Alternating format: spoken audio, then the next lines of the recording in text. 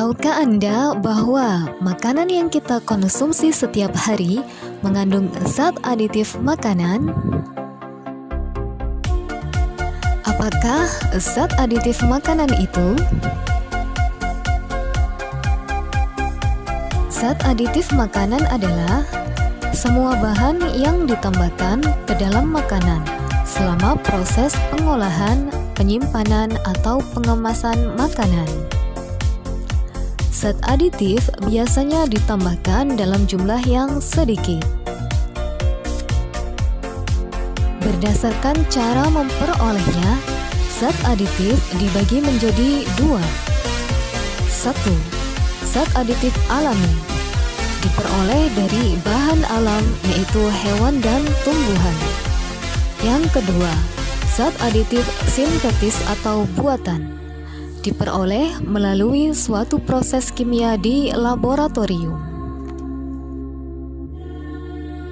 Zat aditif berdasarkan fungsinya dibedakan menjadi beberapa jenis, yaitu pemanis, pewarna, pengawet, penyedap, antioksidan, pengembang, pengatur keasaman, dan sekuestran.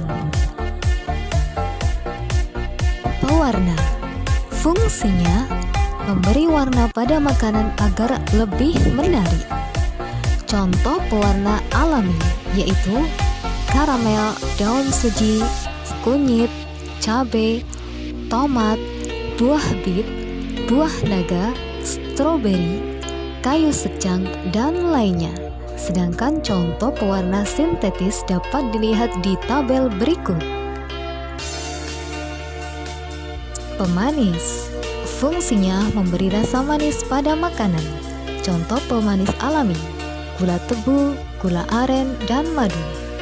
Sedangkan pemanis sintetis contohnya aspartam, sakarin, siklamat, dan lain-lain.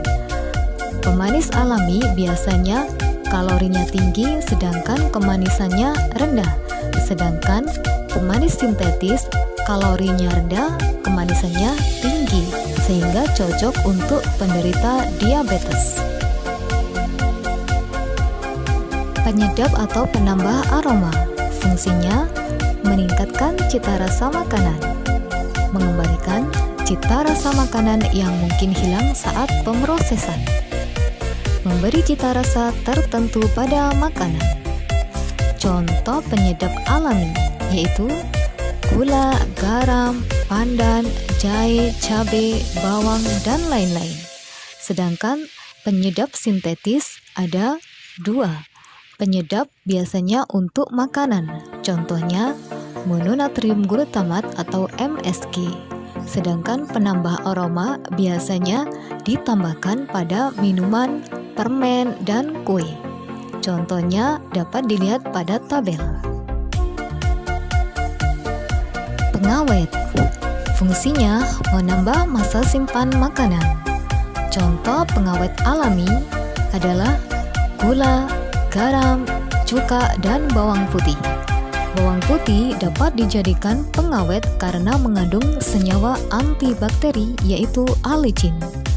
Sedangkan contoh pengawet sintetis dapat dilihat pada tabel. Antioksidan fungsinya mencegah ketengikan pada makanan yang mengandung minyak atau lemak, misalkan minyak goreng, keju, saus, roti, dan sereal. Contoh antioksidan alami adalah vitamin E dan vitamin C, dan buah dan sayur yang berwarna mencolok.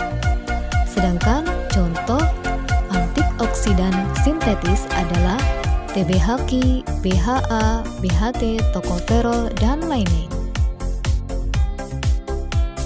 Pengembang fungsinya menambah volume adonan sehingga kue yang dihasilkan lebih bervolume.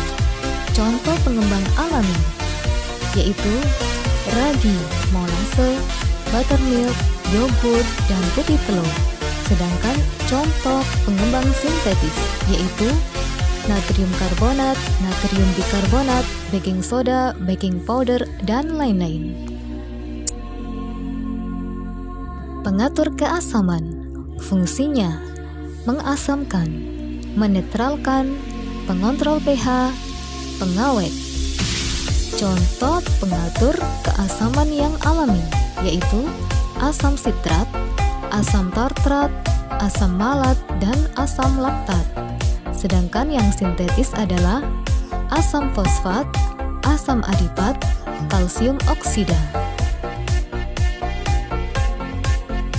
Sekuestran. Fungsinya mengikat ion logam pada pangan atau mencegah kerusakan sehingga meningkatkan kestabilan bahan pangan. Contoh yang alami adalah asam sitrat. Sedangkan contoh sekuestran sintetis adalah asam fosfat, isopropil sitrat, EDTA, dan natrium pirofosfat.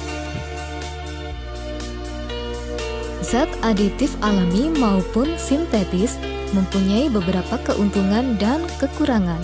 Berikut ini adalah keuntungan dan kekurangan zat aditif alami dan zat aditif sintetis. Demikian penjelasan tentang zat aditif pada makanan. Terima kasih, selamat belajar dan semoga sukses. Wassalamualaikum warahmatullahi wabarakatuh.